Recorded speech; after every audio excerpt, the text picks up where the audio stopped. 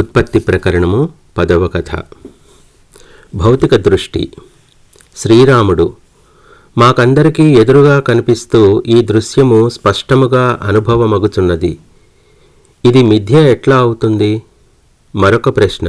బ్రహ్మము అత్యంత సూక్ష్మమైనదిగా చెప్పబడింది.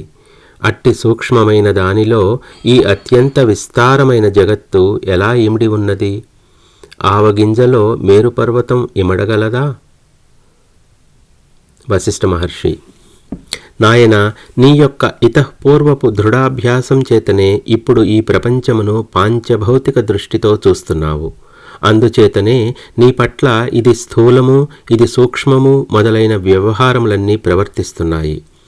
ఇప్పుడు నీవు ఏకాగ్ర చిత్తంతో సాధుసంగం, సత్శాస్త్రం, స్వవిచారణలను ఆశ్రయిస్తూ ఈ దృశ్యము వాస్తవానికి ఏమై ఉన్నది అనున్నది పరిశీలించడం జరుగుతోంది.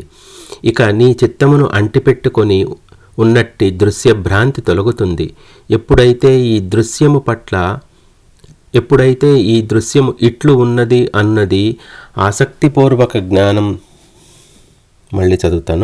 ఎప్పుడైతే ఈ దృశ్యము ఇట్లు ఉన్నది అనునట్టి ఆసక్తిపూర్వక జ్ఞానం తొలగుతుందో అప్పుడు ద్రష్టత్వము యొక్క ఆవరణ కూడా నశించుచున్నది. అనగా వీటిని దర్శించునట్టి ద్రష్టనగు నేను ఈ దృశ్యమునకు మాత్రమే పరిమితుడై ఉన్నాను అను భావన కూడా ఉండదు. అప్పుడు శేషించేది ఏమిటి? స్వస్వరూపమగు శుద్ధ చైతన్యమే. దాని యందు ప్రజ్ఞాపూర్వకంగా నిలకడ కలిగియుండుటయే మోక్షం. అసలు దృశ్యానుభవం ఎక్కడి నుండి సిద్ధిస్తోంది? ద్రష్టత్వము నుండే కదా. ఈ ప్రపంచంలో ద్విత్వము, రెండు కలవు అనుదాని నుండి ఏకత్వము, ఏకత్వ యోచన ఆలోచన నుండి ద్విత్వము కలుగుచున్నాయి. ఒకటి లేకపోతే రెండవది కలుగదు. ఇట్టి ఈ ద్విత్వ వివర్జితమైనట్టి సద్వస్తువు మాత్రమే మిగిలి ఉంటుంది. ఈ జగత్తు లేక దృశ్యము అవాస్తవము, మిథ్య, భ్రమ వంటిది అను బోధ నీకు కలిగించాననుకో. అప్పుడు నీ చిత్త దర్పణమును అంటిపెట్టుకొనియున్న అహంకారము, బుద్ధి, మనస్సు, వస్తుభావన మొదలైన రూపమున గల దృశ్యమలము తొలగిపోతుంది. ధూళి తుడిచివేయబడినప్పుడు దర్పణము సుస్పష్టంగా ప్రతిబింబములు చూపుచున్నట్లు శుద్ధ చిత్తమునందు ఆత్మవస్తువు తన నిత్య అఖండాది స్వభావములతో మహాస్పష్టంగా ప్రకటితం కాగలదు. ఈ దృశ్యమూలము తొలగుట కష్టసాధ్యము కదా అని నీవు భావించకూడదు. ఎందుకంటావా? అసత్తు అయిన దానికి సత్తు లేక ఉనికి ఎక్కడా? సత్తుకు లేకుండటం అనున్నది ఎప్పుడు ఉంటుంది?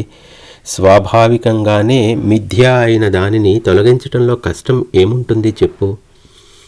ఓ ప్రియ రాఘవ, ఈ కనబడు విశాల బ్రహ్మాండము ఎన్నడూ ఉత్పన్నమే అయి ఉండలేదు. ఇదంతా ఆ నిర్మల చైతన్యముననే కల్పితమై ఉన్నది. అందుచేత దీని వాస్తవ స్వరూపం బ్రహ్మమే. ఆభరణము బంగారమే అయి ఉన్నది కదా, కానీ మరింకేమీ కాదు. అదేవిధంగా ఈ జగత్తు కూడా మిథ్యయే. ఇది ఏనాడూ సృష్టించబడలేదు. ఉంగరము అనుబడునది బంగారమునకు వేరుగా ఎక్కడైనా ఉన్నదా? కొయ్యయందు చెక్కబడిన వస్తుజాలమంతా కొయ్య కన్నా వేరు కాదు కదా. స్వతహాగా లేకుండా ద్రష్టయందు కల్పితమాత్రంగా రూపుదిద్దుకొనియున్న ఈ జగత్తును మనస్సు నుండి తొలగించడంలో శ్రమ ఏముంటుంది? బ్రహ్మతత్వము నిత్య సత్యమై ఉన్నది కనుక అత్యంత సహజమైనది. నీకు ఈ విషయం అనేక యుక్తులతో విశదీకరిస్తున్నాను. ఎడారిలో భ్రమచేతనే సూర్యకిరణముల ప్రతిభాస రిఫ్లెక్షన్ వలన సరోవరం అగుపిస్తోంది. కానీ మరుభూమి లేక ఎడారిలో సరోవరం ఎక్కడా? ఒకానొక కంటి దోషం చేత ఆకాశంలో 2 చందమామ కనిపిస్తాయి. కానీ 2 చంద్రులు వాస్తవంగా ఉన్నారా? వంధ్య గొడ్రాలుకు కుమారులు ఉండటం ఏమిటి? భ్రమచేత ఆకాశంలో మేఘముల ఆకృతి కారణంగా ఆకాశంలో ఆయా వస్తుజాలముల ఆకారములు, కొండల మధ్య సరోవరం మొదలైనవి స్ఫురించి స్ఫురించినంత మాత్రం చేత ఆ పదార్థములు అక్కడ ఉన్నాయా? ఈ జగత్తు కూడా లేదు. దీనికి అస్తిత్వము లేకపోయినప్పటికీ భ్రమచేతనే ఇట్లు గాంచబడుతున్నది. ఓ రామచంద్ర, మరలా చెప్పుచున్నాను, నీవు చూస్తున్నది, నీకు కనబడుచున్నది అంతా బ్రహ్మమే. ఇప్పుడు నేను చెప్పుచున్న దానిలో తగినంత నమ్మిక నీకు కలుగవచ్చు, కలుగకపోవచ్చు. నేను యుక్తియుక్తంగా చెప్పబోయేదంతా వినిన తరువాత ఈ విషయం నీవే గ్రహిస్తావు. సర్వజనులారా, తత్వజ్ఞులు లోకానికి ప్రసాదిస్తున్న యుక్తితో కూడిన ఉపదేశములను చక్కగా వినండి.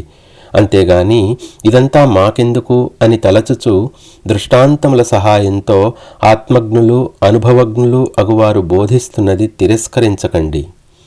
అట్టి జ్ఞానుల వాక్యములను తిరస్కరిస్తూ ఆత్మ యొక్క స్వరూప స్వభావములను గ్రహించకుండా యుక్తిరహితమైన పంథాను అనుసరించేవారు తమ విలువైన కాలము అను అవకాశంను వృధా చేసుకుంటున్నారు. అశ్రద్ధ కారణంగా ఆత్మ సమాచారము విషయమై స్తబ్దత వహించియుండే మూఢబద్ధులను, మందభాగ్యులను, అగ్నులను, అప్రయత్నశీలురను ఈ ప్రపంచంలోని పదార్థములు గాని మరెవ్వరూ గాని కాపాడగలరా? లేనే లేదు.